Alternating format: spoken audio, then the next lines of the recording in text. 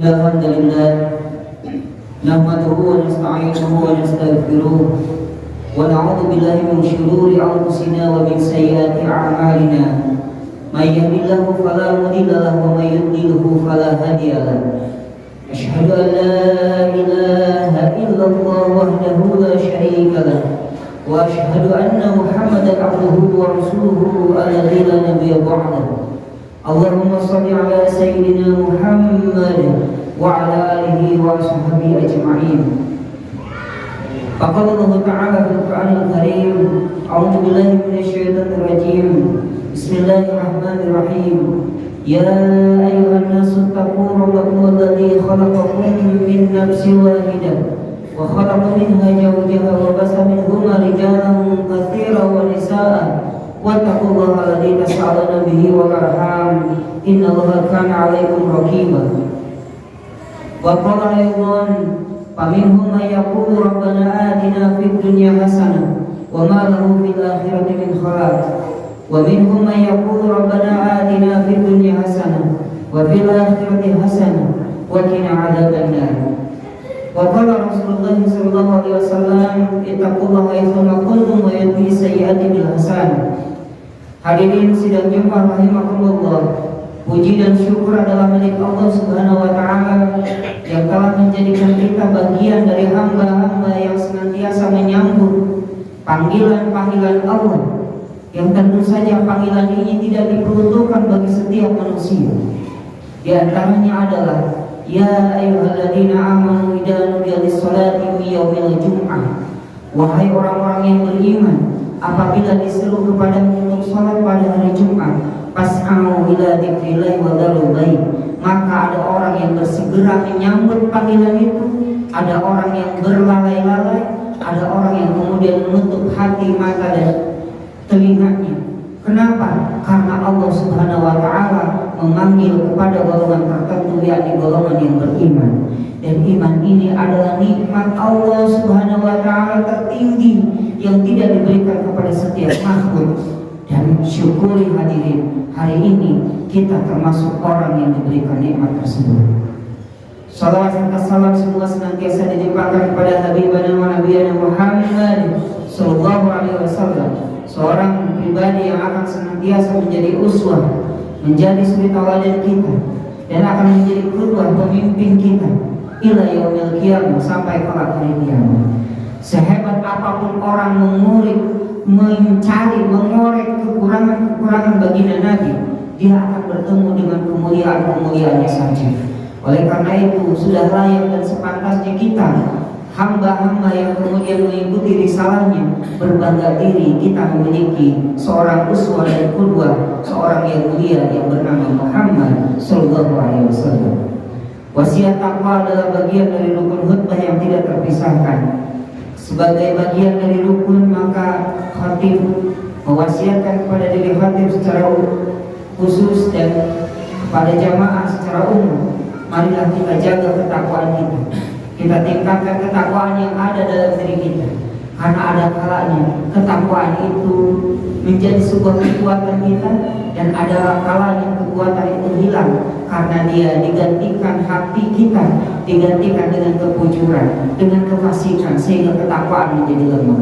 Oleh karena itu, berbuat takwa dengan memperbanyak amalan tangan, berbuat takwa dengan berada di dalam majelis-majelis kebaikan, berbuat takwa dengan mendengarkan nasihat dan wasiat para ulama. Insya Allah, kalau seandainya itu kita lakukan, mudah-mudahan satu saat yang pasti ketika Allah Subhanahu wa taala menjemput kita berada dalam puncak ketakwaan dengan jemputan ya ayyatuhan nafsul mutmainnah irji'i ila rabbiki radiyatan mardiyah fadkhuli fi ibadi wadkhuli jannati. Hadirin sidang Jumat rahimakumullah, Rasulullah sallallahu alaihi wasallam pernah mengajarkan sebuah doa, dan doa ini termaktub dalam surat Al-Baqarah ayat 201. Allahumma rabbana atina fid dunya hasanah wa fil akhirati hasanah wa qina adzabannar. Doa ini diajarkan kepada salah seorang sahabat yang ketika itu beliau mengeluhkan kehidupannya kepada Rasulullah sallallahu alaihi wasallam. "Ya Rasulullah, aku ditimpa kesulitan, aku ditimpa sakit dan lain sebagainya." Kemudian Rasulullah bertanya, "Adakah engkau berdoa kepada Allah?" "Tentu saja ya Rasulullah, saya berdoa. Apa yang kau minta kepada Allah?" Kemudian sahabat ini menjawab, "Ya Allah, kalau seandainya aku mendapatkan siksa di akhirat, maka segerakanlah di dunia agar kelak saya tidak mendapatkan siksa tersebut." Kemudian kata Nabi, "Engkau tidak akan mampu. La yastati'u, engkau tidak akan mampu. Sekecil apapun siksa di neraka, kita tidak akan mampu menerima." Sehingga Hasan al-Basri pernah mengatakan kepada muridnya ketika menjelaskan sebuah hadis, "Man qala fi akhir kalam la ilaha illallah dakhala jannah." Barang siapa di akhir hayatnya dia mengucapkan la ilaha illallah, maka dia akan masuk surga. Kemudian Imam Hasan al-Basri mengatakan, "Jangan sekali-kali engkau bersandar dengan hadis itu. Jangan sekali-kali." Kenapa? Karena orang yang nanti masuk surga itu pun ada yang masuk ke dalam neraka terlebih dahulu. Tetapi jangan engkau karena hadis ini kemudian engkau menyepelekan siksa neraka, karena kita tidak akan sanggup. Maka Rasulullah kemudian mengajarkan doa, "Allahumma Rabbana atina fid dunya hasanah." Ya Allah, berikan aku kebaikan di dunia, wa fil akhirati hasanah, dan kebaikan di akhirat, wa qina adzabannar, dan jauhkanlah aku dari siksa api neraka. Maka hadirin, dalam hadis ini dan kemudian dalam tafsir tentang doa ini, maka manusia hakikatnya terbagi tiga ketika dia berhadapan dengan dunia. Ada satu golongan yang disebut dengan sinfu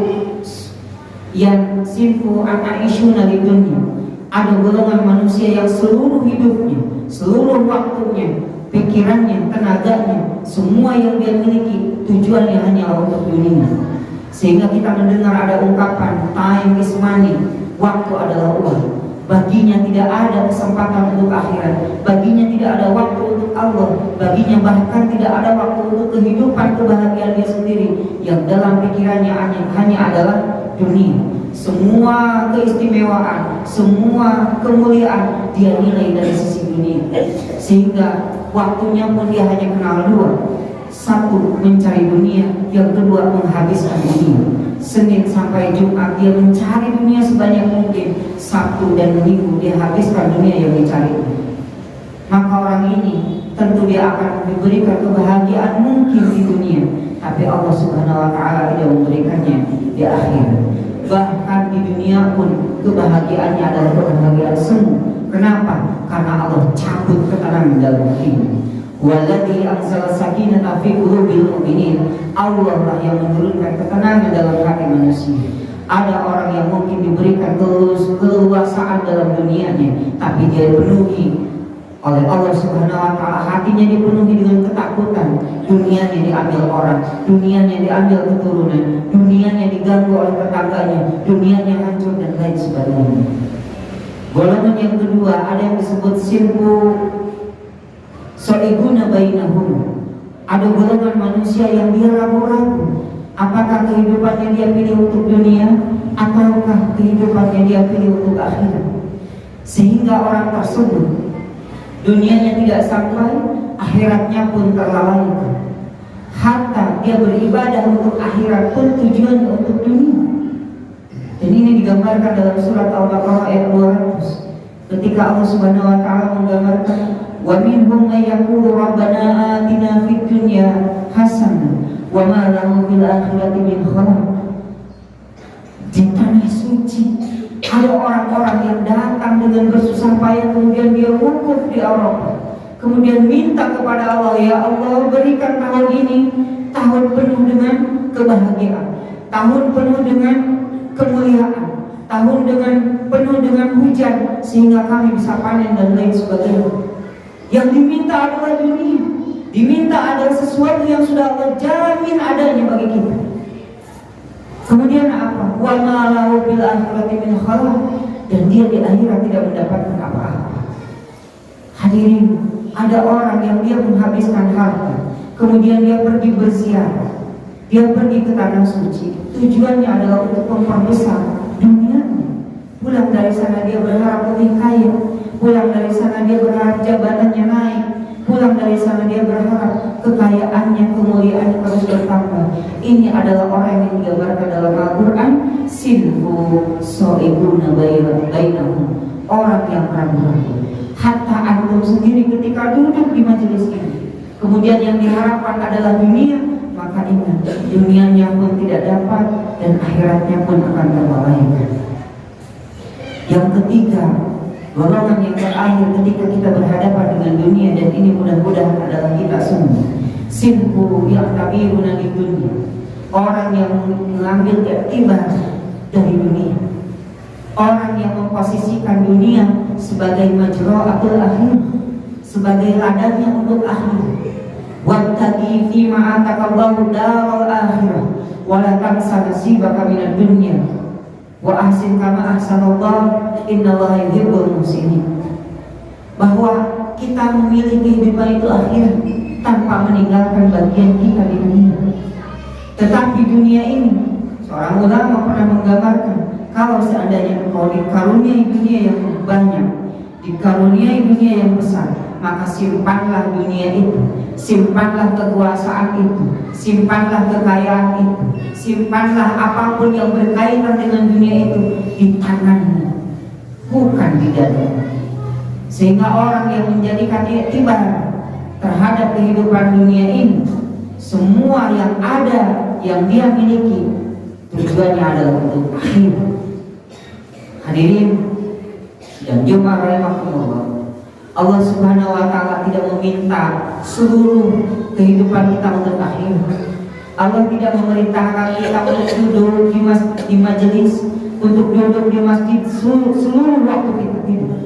Tapi Allah meminta sebagian yang telah Allah rizki, nyawa yang telah Allah titipkan, rizki yang telah Allah berikan kepada kita, waktu yang telah amanahkan Allah kepada kita, sebagian saja untuk kita sisihkan untuk akhir, untuk Allah Subhanahu wa taala. Dari 24 jam, mungkin sekian menit antum duduk di sini kemudian mendengarkan khutbah dan sholat, tidak sampai 1 jam. Dari sekian harta yang Allah titipkan kepada kita, 2,5% yang Allah tuntut untuk dimanfaatkan untuk akhir. Waktu yang kita miliki hanya sekian menit, dan bahkan mungkin tidak lebih besar dari waktu istirahat kita. Maka kalau seandainya ada yang masih berat dengan itu, maka dia tidak menjadikan iktibar kehidupan dunia ini untuk akhir. Maka mudah-mudahan hadirin, pertemuan kita yang singkat ini semoga menjadikan kita sebagai pribadi yang lebih bijaksana dalam menyikapi kehidupan dunia, sehingga memposisikan dunia itu pada tempatnya, pada sesuatu yang kita yakini Allah jamin tidak akan pernah habis hatta mulut kita dimasuki tanah di liang lahat. Barakallahu li wa lakum.